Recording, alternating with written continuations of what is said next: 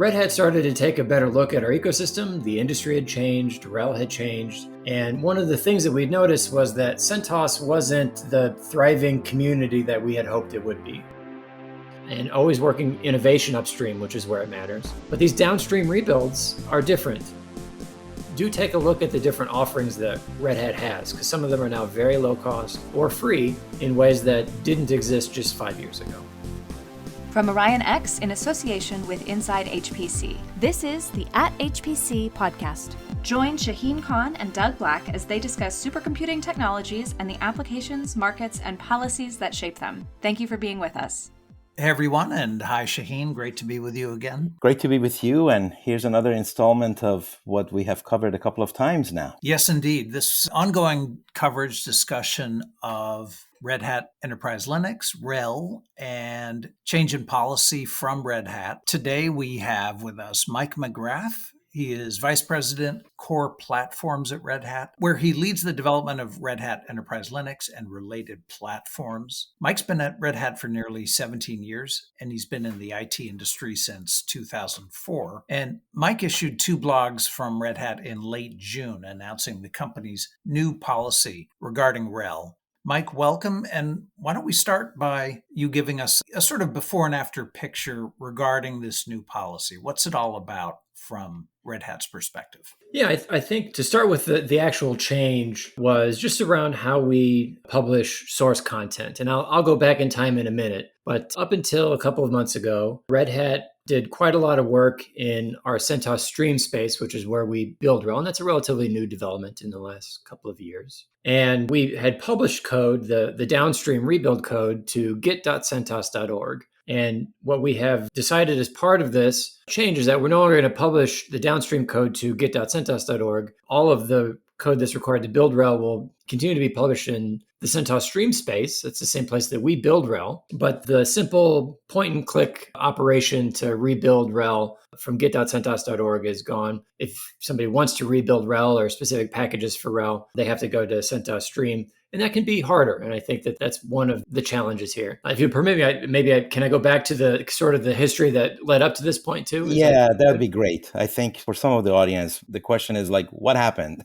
Yeah, so let's go way back to the beginning in the early aughts in 2000. Red Hat introduces Red Hat Enterprise Linux, what we've been calling RHEL. It's a subscription model. And I think at the time, it probably ran some of the world's best print servers. And over time, it became more popular. And someone in the CentOS, people in the community decided, well, they're going to do a rebuild of RHEL. The licenses allow that. They had access to it. And so they created CentOS Linux, which is the idea was for it to be as close to RHEL as possible without charging anything for it.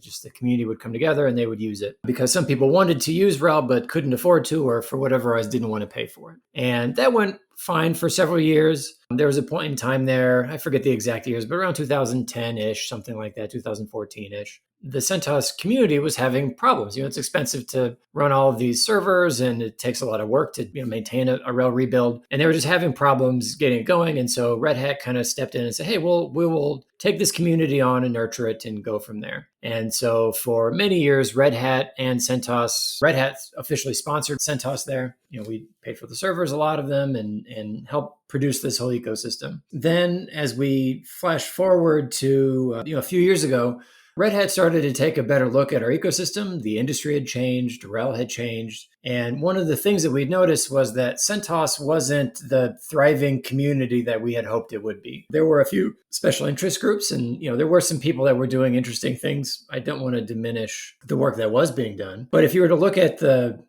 pie graph of it, the Pac-Man graph, there were way, way more users of CentOS than there were community contributors. And at least from my experience in working in communities, I was actually a Fedora volunteer before working at Red Hat. I certainly did not recognize that to be very healthy. And we started rethinking what that would look like and came up with CentOS Stream. And CentOS Stream is a distribution that's not like any other distribution out there that I know of. It is downstream of Fedora. So for those that are familiar with Fedora, Red Hat actually actually creates a new RHEL release every 3 years, and we fork it from Fedora. It is a formal fork. And so at some point in time, we decide it's time to build a new one. Fedora goes on its way and RHEL goes on its way. Well, in the CentOS Stream space, CentOS is now just barely upstream of RHEL. It's basically where we do the RHEL development in the public. And so the only commits that go into the CentOS Stream mainline branch are things that are intended for the next version of RHEL.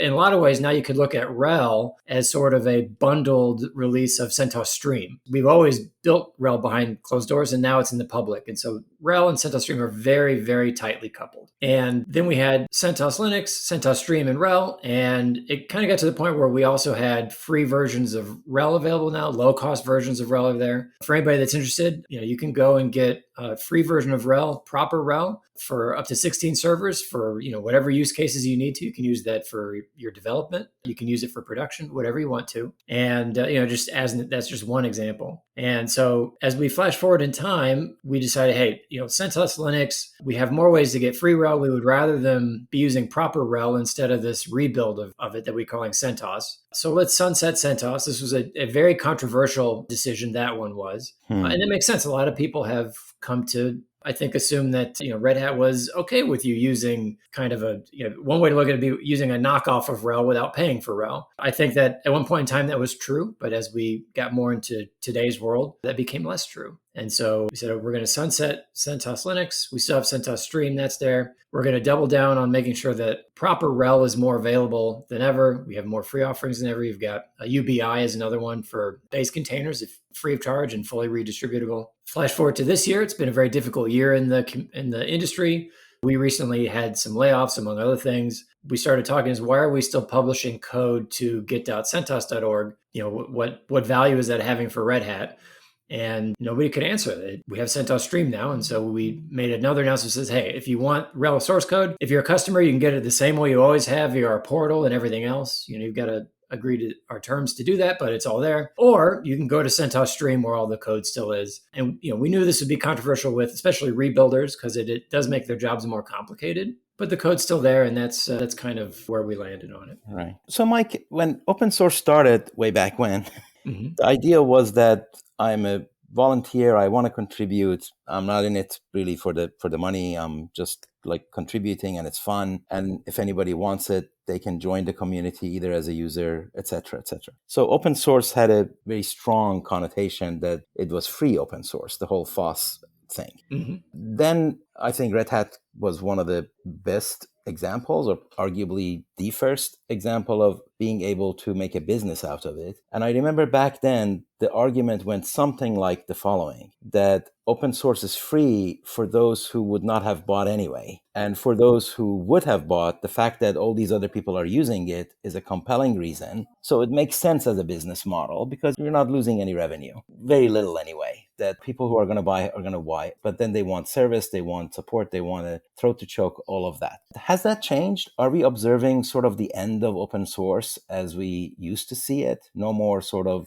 volunteers contributing. Now everybody is on a payroll and you have to actually fund this stuff, and the business model has fundamentally shifted. Is that something that is causing all these changes? I think there's some aspects of that. I think there's still plenty of places for volunteers to show up. And certainly Red Hat already sponsors several communities, but in my space, Fedora is one I mentioned, and CentOS Stream is another one, where people can come and contribute, volunteers or still in school or wherever. We will happily take a look at your contributions. You can come work with us in those spaces. I think one of the things that has changed is there are several aspects of, especially some of these fundamental infrastructure pieces that are in distributions, Linux distributions, that are very, very heavily tilted towards companies taking care of them. There was recently a survey I saw on LinkedIn from Mark Cox that showed where OpenSSL contributions come from. And it is overwhelmingly companies that are maintaining OpenSSL. And that's because it would be very hard to find somebody to just work on it in their free time. Or, someone that talented, they also have to, it takes a lot of work, and we all have to eat. And so I think a lot of these core infrastructural pieces are being done by companies. And that's certainly very true anytime you're doing hardware enablement. Both we partner very closely with vendors like Intel and AMD and else to make sure that their code is working and continues to work upstream. That's valuable for everybody. But I do think that this notion that communities are somehow just a ragtag group of volunteers doing this stuff in their spare time, I think that there's less and less of that, because open source has proven to be very valuable, and it's worth it for professionals to be working with open source. And it's the best place for companies to come together on things. Right. I sort of see it as, instead of just individual volunteers, you now have sort of corporate volunteers. Is that a decent way of saying it? It is, but I also think that we've created some, there are still volunteer rock stars out there that Yes. That will get paid to work on this no matter where they work. And in a lot of ways, that's very empowering for the contributors. I was never that level of rock star, but I have many of them on my team.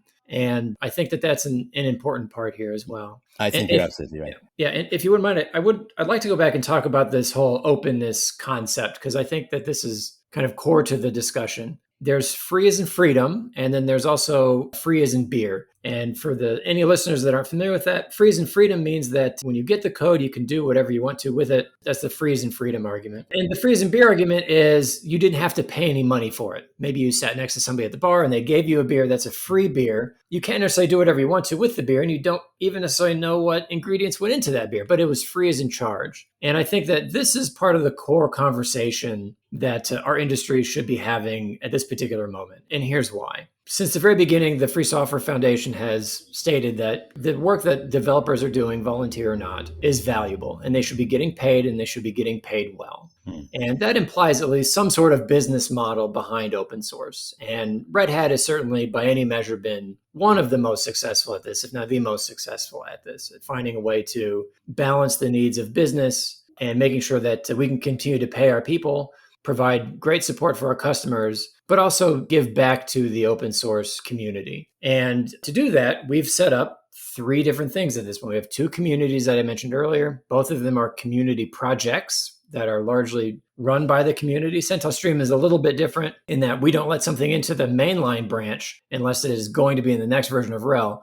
But the SIGs are much more like a regular community where people can come together and do all kinds of weird and interesting things that maybe Red Hat doesn't even care about, or does, and is just too invasive of a change for proper RHEL. All a great place to go do and experiment with. But we also have Red Hat Enterprise Linux, which is a product. It is not a community project. And I think with our recent announcement, there were a lot of things going on that I think people didn't quite realize. The first one is, RHEL as a product is something that Red Hat commercially makes money off of. It is not, like I said, a community project. And something we haven't talked about yet is the rebuilders. And CentOS Linux was a rebuilder back in the day, and we've kind of made some changes to that. When we made those changes, we had correctly assumed that other rebuilders would pop up. And while I don't think I can speak for everybody at Red Hat, I'm certainly fine with that. A community rebuild of open source software is just something that I accept is always going to exist. I think what I did not anticipate was that all of the major rebuilders have a major commercial entity behind them who is also trying to make money off of that rebuild. And so this gets things very muddy, where now we have several different companies, including Red Hat, that have a community arm where things should be free as in freedom. But then we also have a commercial aspect of that, which Red Hat has always had a problem with, but I don't think that we correctly were able to articulate it until my blog post, the second blog post, where we basically lay the claim that in a normal open source ecosystem, you have upstream, which, that might be kernel.org, could be all the various utilities that come about that make up a Linux distribution. And as you move downstream, that goes into a product. But in no other cases that I'm aware of is something attempting to be downstream of an open source product that is also trying to be identical to that product while also trying to claim to be a community. And this gets very messy because in normal times in open source, if somebody was very upset with my blog post, they would fork at that point. They'd say, well, we're going to fork the code. We'll take the code that we've got now and we will maintain it. But with the exception of Alma, the rest of them have said, nope, we're still going to keep doing the same thing we've been doing. We're going to try to be bug for bug compatible with RHEL. And in those situations, especially with the commercial incentives that they have now, that does not act like a fork. A fork is an act of innovation. Instead, that acts more like a siphon. They're just trying to siphon our customers off at a cheaper rate. And I think that that's bad for everybody. It would be much better to be on a level playing field like we compete with, for example, Canonical. We don't have a problem with what Canonical is doing. I think most of the time we think that we have a better offering than Canonical does. And I think a lot of times they do too, but that's what competition is, that we drive and push each other. And traditionally, SUSE and Red Hat had that same relationship. We're trying to compete for customers, always working together upstream, which is the part that matters, and always working innovation upstream, which is where it matters. But these downstream rebuilds are different, and we have a problem with it, especially with the commercial incentives. And so, Red Hat, a big part of this was Red Hat defending its commercial business. Mike, who are some of the other rebuilders? You mentioned SUSE. Who are some of the others? Some other famous ones are, Oracle and Rocky Linux. I know you guys did another interview with Greg at some point. Several others that are smaller. There's some that are downstream of us that are new. And so, for example, Amazon Linux is one that forks from Fedora and creates something new. And we're fine with that. I think that that's great. And going back to Alma has stated that they're no longer going to attempt to be bug for bug compatible. They're not going to be trying to grab sources from our product downstream. Instead, they're going to work with us in the community space in CentOS Stream. And that's great. That's what CentOS Stream is for. If everybody was pulling from CentOS Stream and having their own mission, that sounds like a very thriving enterprise Linux ecosystem to me. But unfortunately, others have chosen a different path. And so some of this is going to play out and we'll see how it goes. So let me check this as a piece of the complexity that I think I'm detecting. Is that I think please verify what I'm saying is correct. I think you're enforcing a linear software supply chain. You're saying that there's a pool of open source modules that everybody's free to go grab from and then go build a product out of. That product doesn't get to go right back into that pool. And I think in the past it did. Is that true? Well, not quite, because at no point in time for example, if we look at CentOS, with CentOS, there was no way for it to drive things back into the pool. They had no way to open bugs or fix things. Their goal in life was to be bug for bug compatible. And so even in some of these new cases, they're not driving innovation into the upstream. Maybe they have individuals in their community that are, but they as a community, if their mission is to be identical to RHEL, then by definition, they don't need to innovate because Red Hat already did it. And so they're not driving things back into anywhere. They're simply pulling downstream and using, and now unfortunately trying to make a profit off of that. Yeah, what I mean is that if you create RHEL and it's now your product, I think the perception in a big chunk of the industry is that itself is an open source module that can be used in any way I want to use it because it's open source. And therefore, it's sort of like it's still back into that menu of software modules I could grab from. And you're saying, no, the moment I declare it a product, it is now a product. It doesn't go right back into the menu of items you could pick from. Is that what's happening? This is what I would say that I think a lot of people and even new companies grapple with. And anybody out there who's thinking about creating an open source company or thinking about taking your code public, I would make the following recommendation. The project and community side of your ecosystem should be kept separate from the product. Now, that's not to say in your case, now the product is somehow special or hands off or whatever. I'm not saying that. The licenses of this open source software allows anybody to create the licenses that we have, allows anybody to create rebuilds. But if you are going to attempt to be the same and not be identical or even just like, it's just like RHEL, but we also added Raspberry Pi or something like that. Something is not sufficiently differentiated, you should probably expect that company that is investing in it to react commercially, also within their licensing rights. The flip side of that is on the community side.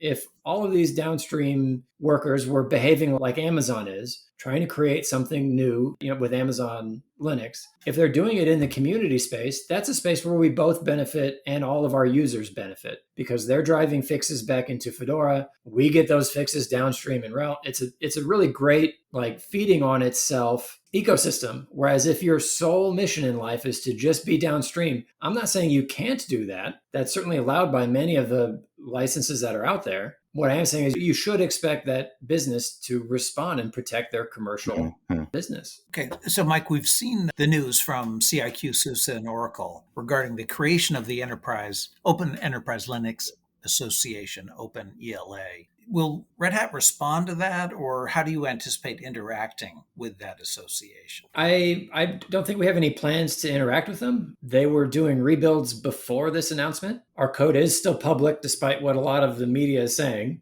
They still seem to be doing just fine doing rebuilds after. I'm sure it took them a few hours to figure out what to do about the announcement, or maybe a couple days. But as far as I know, they didn't really miss too much. And I don't know where they're getting their code from now. You can ask them that. But as far as OpenELA, we're obviously keeping an eye on it. We'd like to know more about what they plan on doing. But we haven't seen anything that warrants a response, and we haven't seen anything that really changes the game at all. They're still trying to produce bug for bug rebuilds, and maybe they felt they needed to join forces to do that. I don't know. So the other thing about open source, Mike, has been the freemium model, where the base is free and open and accessible, and then you build on top of that. And again, Red Hat led the open source community by adding more and more to what at one point was just OS, and then it was like JBoss, and then Redshift, and this, that, and the other. And at this point, it's a pretty tall stack of software, right? Does this impact everything above it, or is everything above it equally tied to the actual operating system? There's a notion in the industry that the OS just doesn't matter as much as it used to, but maybe it does. What are your thoughts on that? Well, I contend that, especially in the container world, the operating system matters more than ever.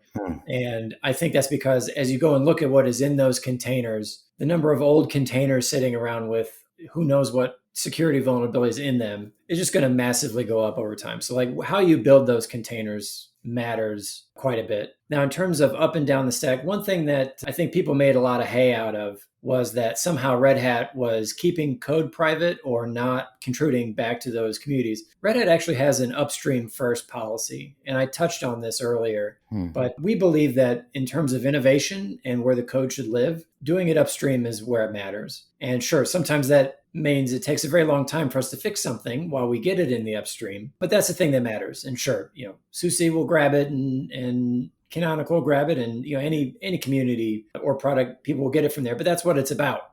Most companies do it that way. And so in terms of up and down the stack, Red Hat believes that the innovation, like the work that we pay our people to do, should go up the stack first. And then, for us, we make money from maintaining it for a very long time, because a lot of those upstreams, they don't want to maintain their code for 5, 10, sometimes even 13 years. Right. So does that answer your question? Yes, it does. It does. Excellent. So, Mike, the other question, which is obligatory in the times we live in, is AI. So AI is now promising to write the code for you. It even makes it look like it's maintainable, even if you expect it to maintain it.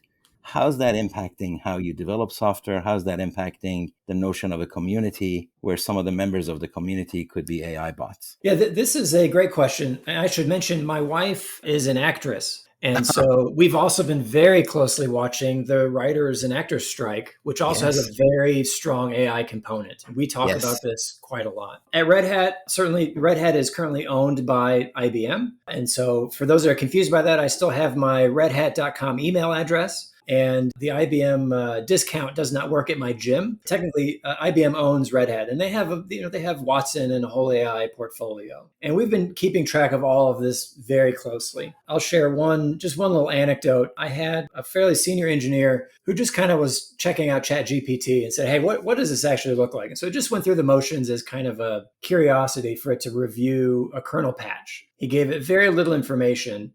And it knew immediately that this was kernel code. It knew exactly where it was supposed to go. And he asked it to make some suggestions. And some of those suggestions were absolute garbage, but some of them were not. And the AI had better variable names than what the engineer came up with at the time. That's awesome.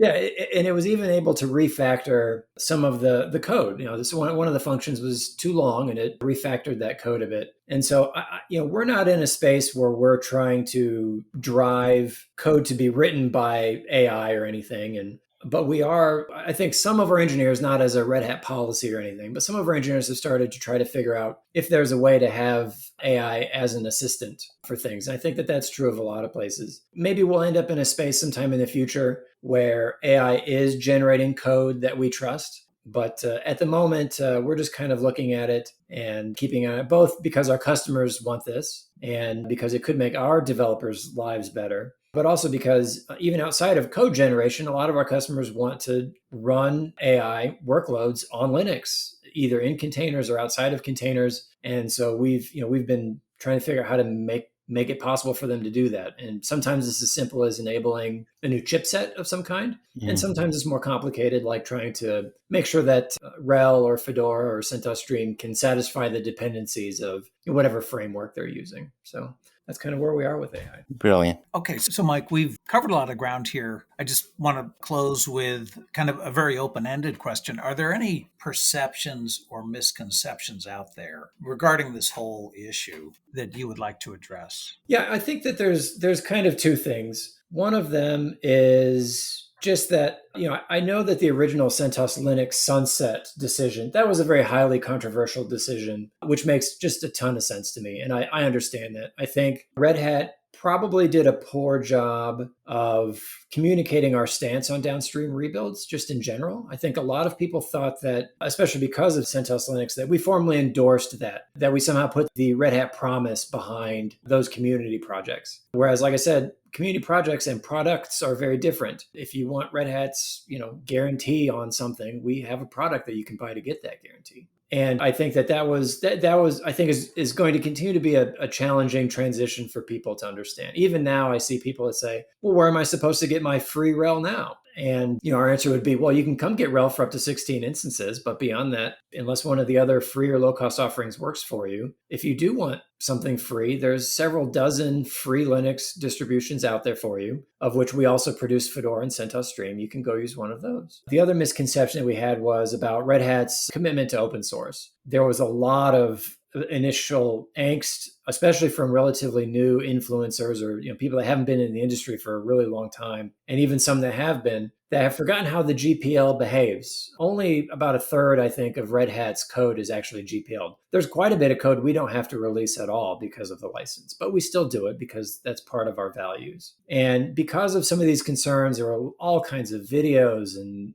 news articles and everything else about Red Hat going closed source or private. And that is not at all true. The announcement that we made was purely about, it doesn't make sense for us to go out of our way to debrand the source and publish it on git.centos.org to help people who are commercially competing with us. That just didn't make sense. And so the code is all out there still. We don't want private code. If you happen to find code in RHEL that's private, that's not upstream somewhere else, feel free to email me directly and let me know. We have policies against that. We'll make sure it gets upstream. Certainly in the CentOS Stream space, if nothing else. Sometimes upstreams don't want our old code. They've moved on 10 years ago from that particular branch, and we still got to maintain it. But yeah, open source, Red Hat is still completely on board. We are as open as ever, and all of the code is still in CentOS Stream. And I think the fact that many of the rebuilders are still around are kind of a testament to that. And I think that I would invite all of them to start working from and in the CentOS Stream space as opposed to our downstream code space if they'd like to do that. So it's been mentioned that part of the reason we are where we are is because the combination of all these other variations of bug-for-bug compatible versions have actually helped it become as popular and as standard as it is, and that with this policy that's going to fragment it again, and maybe it will even have negative impacts on RHEL itself. Obviously your analysis didn't indicate that, but do you see that as a factor? This is one of those things that history will tell. We'll see. But I will say the way that I look at this is in terms of pros and cons. And at some point in time in the last 5 years, the cons of having a downstream rebuild outweigh the pros. And I've had lots of people in the community who are very vocal about this and very angry say, I can't believe Red Hat is shooting themselves in the foot with this. Right. All of this has been just a This free Linux has been a great free to paid model that is just churning out sales leads and RHEL experts. And sure, that's in the pros column. In the cons column are, quite frankly, very large customers that depend very heavily on Red Hat, but instead choose to use either a free rebuild or in some cases paying one of the downstream rebuilds for support. And Red Hat, I don't think, is under an obligation to participate in that. We don't have to put our guarantee on it. We don't have to go out of our way to help our competition compete with us. And I think that that's where we are. And just to go back to, remember, the industry has changed. There's still plenty of ways to get free and low cost RHEL. Another one I'll pitch is called Rosie for any open source workloads. I think of any size at all. If you're working on open source, doing some sort of open source community, you can get free RHEL, free proper RHEL as well. That goes well beyond the 16 server limit. And so, maybe you're in education or in HPC or somewhere else, do take a look at the different offerings that Red Hat has, because some of them are now very low cost or free in ways that didn't exist just 5 years ago. I see. You alluded to this one, but let's just make that also explicit. And that's the role that IBM may or may not have played in how this panned out. And there have been stories that, well, guess what? Red Hat got bought by IBM and slowly but surely this has happened. Now, from the outside, my observation has been that IBM has been extraordinarily hands-off. And you mentioned that your email addresses. So I did not really get the sense that this really had anything to do with IBM, but I think it'd be good to confirm it. Yeah. At no point in time has somebody from IBM come and talked to me about this decision before it happened. No army of lawyers descended upon you. No. And I will say, this comes up a lot, and it does amuse me to think that there are others that think that IBM execs are sitting around in meetings talking about CentOS or rebuilders. I just don't think it's on their radar. I really don't. Yeah, I thought so too, and I'm glad to hear that. Well, Mike, thanks so much for coming on with us and delving into this whole issue. Really appreciate your time. Thank you, Mike. Yeah, thanks, guys. I appreciate being able to get the word out a little bit better. Thank you. That's it for this episode of the @HPC podcast. Every episode is featured on InsideHPC.com and posted on OrionX.net. Use the comment section or tweet us with any questions or to propose topics of discussion. If you like the show, rate and review it on Apple Podcasts or wherever you listen. The @HPC podcast is a production of OrionX in association with Inside HPC. Thank you for listening.